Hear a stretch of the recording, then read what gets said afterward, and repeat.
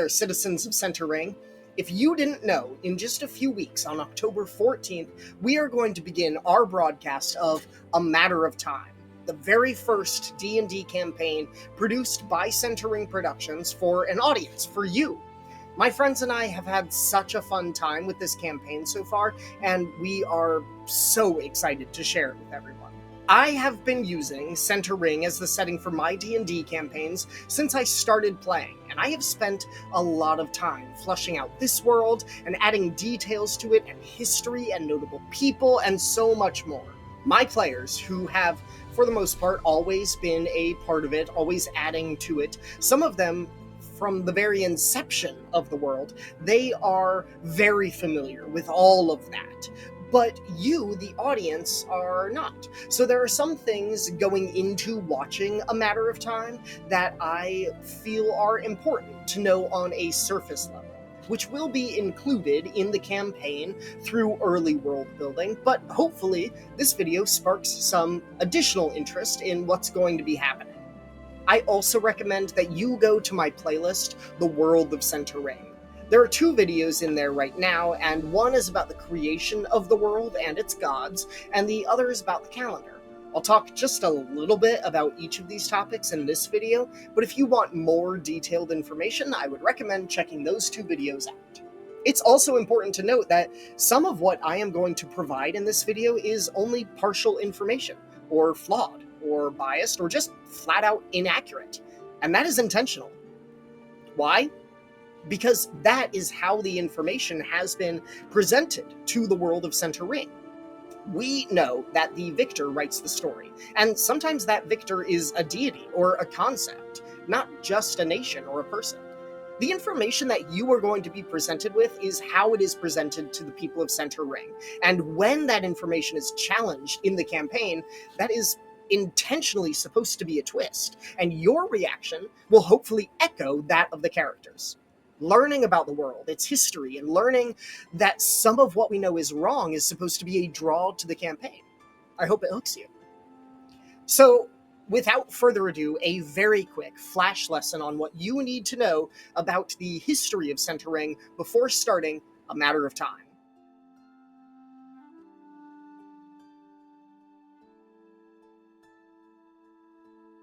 I mentioned in my video about the Prime Architects from the playlist The World of Center Ring. It goes into detail of the creation of the world and its gods. If you're interested in it, go watch that video. It's pretty short.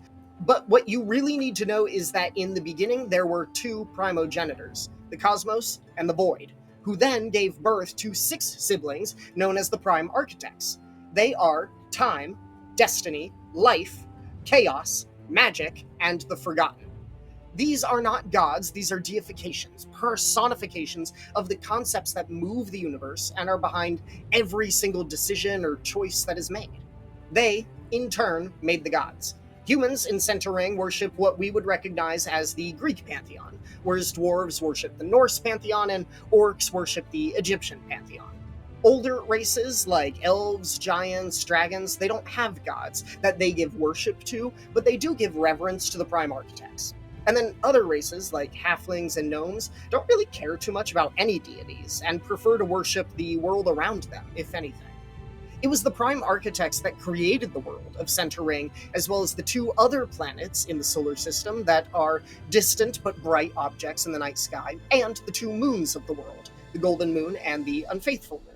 For more information on those 2, go ahead and check out the Calendar of Center Ring video, where you would learn fun facts, like the fact that once every 3 years, both moons are full in the night sky together, in a celestial event called Due Lunae, falling on the 13th of Kilmith. This is important information to know. It's a surprise tool that can help us later. Now, the birth of the civilizations in Center Ring is a strange thing, and we're not going to go too deep into it, except for the fact that nobody really knows anything about it. There is no gradual arrival of civilization and community, it just begins. There is a point in the beginning of Center Ring's history known as the Peerless Loss. Anything before that point is not just unremembered, but was systematically erased, for reasons that have, of course, been lost to knowledge. Nobody can recall anything that happened before that point. There is no evidence of it. There's no story, no cave drawing, no scroll, no memory. Nothing can tell what happened before this point or why nobody can remember it. But from the moment after the Peerless loss forwards, everything was sort of already in place. Nations had been built and were, some were thriving, some not. The world just started one day as if it had already been going for thousands of years. And it continued going on its merry way for a few more thousand years. There were times of conflict and times of peace. Nations rose and fell. It was a very wild time, you might say. One of the most important events during this period was the formation of a group known as the Prime Conclave of Conjuring, a council of the 6 most powerful wizards in the world. I say wizards, I could say sorcerers. I don't mean to signify a class. I mean to say people who could use magic. Now, the Prime Conclave, these 6 most powerful magic users in the world, they banded together to establish the High Academy of Arcane Arts, a place of learning for those with magical gifts. The Prime Conclave did not discriminate in species amongst its students or its mission, which is to ensure that magic is used to make the world a better place and a more peaceful place, and that those who can use magic are taught how to use it most effectively to accomplish that goal. They were charitable with their abilities, encouraging and guiding their students to go out and to use their gifts for the greater good of all. Quickly, those in their number became seen as guardians of justice and peace in the world, and the Prime Conclave continued and expanded their outreach. Each member replaced in time by a successor in a long line of remarkable individuals. It should be a surprise to no one that the Prime Conclave of Centering was very much inspired by the Jedi Order from the Star Wars saga, and specifically the Jedi Order at its peak, at its most generous, at the height of what the Order was supposed to be. So the era of relative chaos culminated after about 5,000 years with a section of history that would become known as the Great Unrest, which was about a 100-year period of non-stop war. The nations that had been built had a series of alliances and treaties that crumbled or contradicted each other. There was backstabbing, there was revenge, there were calls for allies to right the wrongs of their own allies, to the point where it became a tangled knot of countries basically saying, he said, she did, he will, I want, you took. It was a world war, one that seemed like it would never end, despite the continual efforts of so many, including the Prime Conclave and their students. The Great Unrest decimated populations. It tore apart landscapes and cities, promised no end to the violence. It was eventually ended largely due to the efforts of a group of adventurers who managed to untangle the knot and face those who would not adhere to reparations. Under this group's leadership and guidance, the Golden Alliance was formed, a diplomatic nation that took all of the states and peoples who had been fighting and found ways to get them to agree to a degree of coexistence. Initial treaties of the Golden Alliance married together humans, elves, dwarves, orcs, and merpeople. The last one for very political reasons that I'll get into another time. In the decades that followed, gnomes and halflings would be added to those treaties as well. Now, no one expected the Golden Alliance to last very long, but each year that passed proved that the system did work and peace had been achieved. For more information about the direct aftermath of the Great Unrest, you should follow the channel The Saga of the Stormslayers on this YouTube page. That was the campaign that I ran that spanned over 5 years, almost 5 years. It started at level 1, it extended to level 20. It's something that I'm very, very proud of, and I will always love that story that we told. That campaign, it took place about 5 years after the formation of the Golden Alliance, and the larger characters of that conflict were heavily featured in the campaign. We only have one recap video out so far, but more will be coming as time moves on. Now, much to everyone's surprise, the Golden Alliance was successful, and it did work. Over 1,200 years of peace lasted. All the while, the Golden Alliance began to focus on things apart from its defense and its military preparedness. It grew comfortable with the peace that it had achieved and focused on prosperity instead of continuing that peace. Then, everything changed when the Yar-Maan attacked. The Yar-Maan are one of the 6 clans of dwarves, and their main philosophy exemplifies and prioritizes warfare, that honor and respect and knowledge is gained through combat, that combat teaches all lessons. I look forward to taking a deep dive into the Yar-Maan philosophy in another video, because I do think it's very, very interesting. While I don't agree with it, I am a very non-violent person. But, as it came from my brain with plenty of inspirations and references from outside cultures, fictional and real, I do really love the Yar-Maan. They're a fun group of people. And if you choose to play a Yar-Maan dwarf in a centering setting, you get some big bonuses. Now, this Yar-Maan culture is built on warfare and training for warfare and preparation for it. And so when they organized an attack on the Alliance, they met little resistance. The Yar-Maan claimed that the Golden Alliance had grown weak and was not moving forward, was not growing in the way that it should, because it was so untested, unchallenged for over 1,000 years. And their justification for attacking it was the intention of conquering, and through that conquering, improving the Golden Alliance. They did this behind the banner of their chief, Candor Stonebrow, and his dragon, Barrel. Now, Candor Stonebrow was a dragon rider. He was not someone who rode dragons. There is a specific difference in centering, but essentially, let's think about Aragon rules. If you're familiar with the inheritance cycle, essentially consider, someone who rides dragons is someone who has, found some sort of control over a dragon, whereas a dragon rider is someone whose soul is bonded with that of a dragon. And that's what Candor Stonebrow was. He was an incredibly powerful individual. I'm getting a little too focused on details. Moving forward. Because the Alliance had next to no military or naval force and had only known peace for over a millennia, they were quickly overwhelmed by the dwarf clan. The Yar-Maan would certainly have conquered the entire country, if not for being one small group with much to do over a large expanse of land. Still, their discipline, tactics, their effectiveness, they were all incredible and much surpassed the Alliance. The Yar-Maan had another great advantage on their side: gunpowder. Known in Center Ring as Yar-Maan fire powder, it's an alchemical secret that this clan has kept for centuries. So while the Alliance was fighting their ranged war with bows, trebuchets, ballista, all of the classic fantasy elements, the Yar-Maan had firearms, cannons.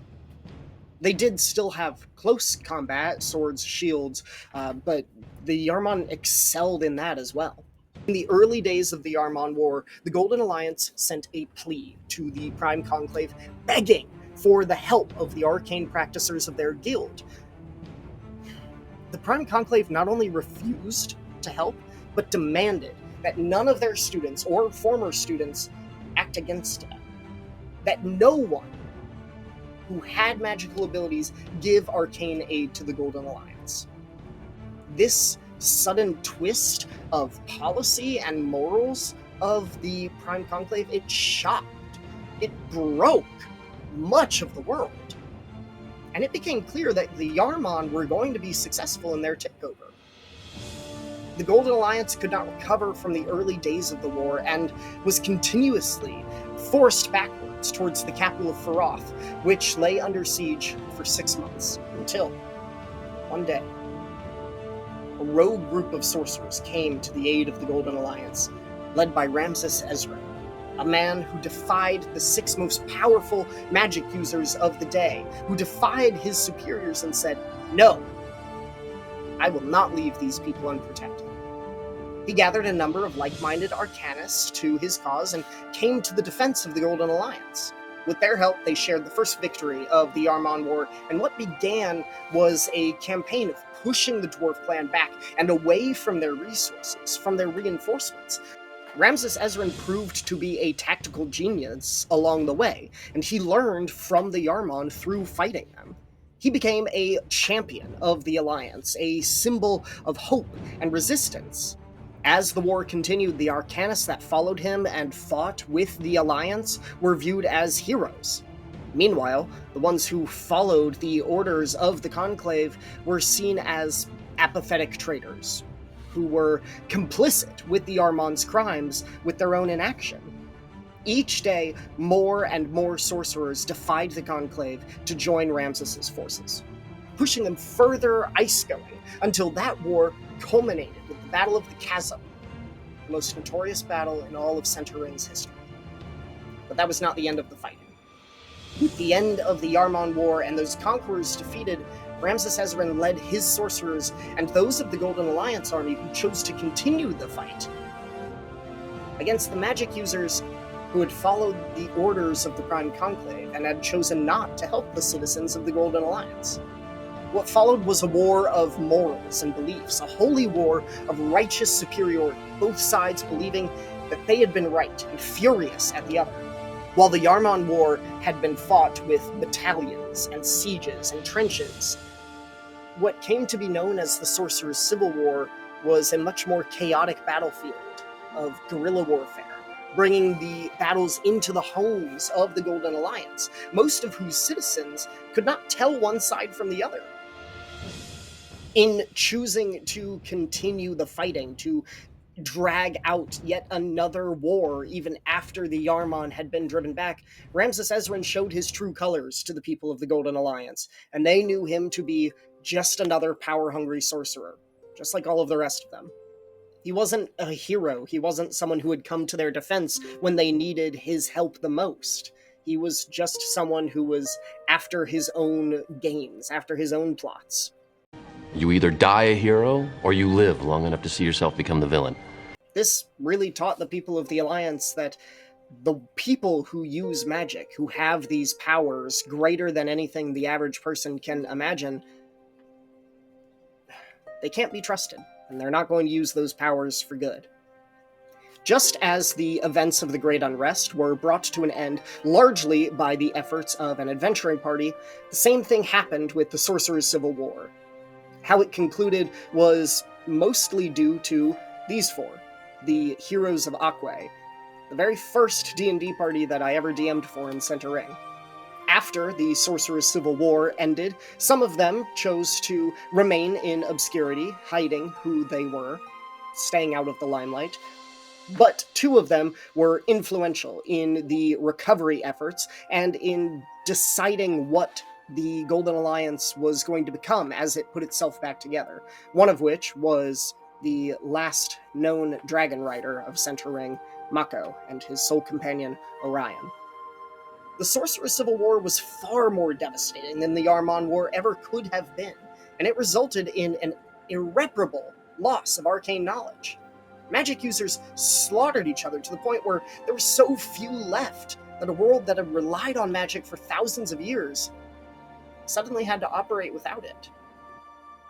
Pretty soon, the idea of magic and the people who have the ability to control it left a bad taste in the mouth of the ordinary people of Center Ring. Even the Yar-Maan eventually were seen in better light despite their crimes, and as part of their reparations, they did eventually end up sharing the secret of their firepower with the rest of the world, so that now Center Ring does have firearms as part of everyday life. The Sorcerer's Civil War had no victors. No one won. Everyone lost. The vacuum that pulled all of this magic and its knowledge from the world in little over a year resulted in a brief dark age in Center Ring's history. The Golden Alliance was reformed, re-established, with some major changes to its constitution, including the acceptance of half-beasts, such as satyrs, minotaurs, and centaurs. The recovery from these wars, and without relying on magic any longer, pushed Center Ring into an industrial revolution. Over the course of a century, we see the invention of the steam caravan, sky vessels, the automobile, the radio, electric lamps, and so much more. As technology expanded, magic waned. The evidence was small at first, but over time it became more and more apparent. Perhaps no event was more telling of this bitter truth than of the Due Lune of the year 1367. People from all over the world climbed the highest elevations, gathered as dawnward as they could manage to watch both full moons rise for the only time in 3 years. This didn't happen. In fact, the unfaithful moon, true to her name, didn't rise at all, and would never be seen again. On this historic and mysterious evening, an eccentric man adopted 4 newborn children. Over the course of the next 18 years, he trained them mercilessly. For what? He would not say. They were trained to be soldiers without knowing who they were fighting. They were told they were the key without being shown the lock. They were forced to endure daily tortures, manipulations, traumas, and abuses of the mind, body, and spirit, but never told why. One by one, they abandoned this lifestyle and the man who raised them to his whims. They left that home to make their own way in the world. Our story begins with what brings them back. Okay, that's mostly what you need to know about Center Ring's history before the start of A Matter of Time. If you have questions about any of that, please list them in the comments below. If you want to know what some of my inspirations are, you can check out the inspirations for A Matter of Time video. Obviously, there's much more to learn about Center Ring, but I am looking forward to you doing that over the course of our campaign and as I put out more videos. I do hope that after this video, you have more questions about Center Ring than you do answers, and that's the point. The only way you're going to get those answers is to watch A Matter of Time, or, wait a decade or two for me to write books about what happens in Center Ring and really lay out all of that history. I'm getting to it, I promise, but that's a long time to wait, or you could just tune in on October 14th and watch us each Tuesday night from then on. Like I said earlier, we are so excited about this campaign and to share it with you, and a lot of fun surprises are coming in the next few weeks. Make sure, if you have not already, to like, subscribe, and share this video with everyone that you know. Share the channel with it, and A Matter of Time, our trailer. Everybody that enjoys playing D&D or watching D&D shows, it means so much to us. Thank you, friends, for getting the word out there, and I'm really looking forward to continue to engage with you and see you in A Matter of Time.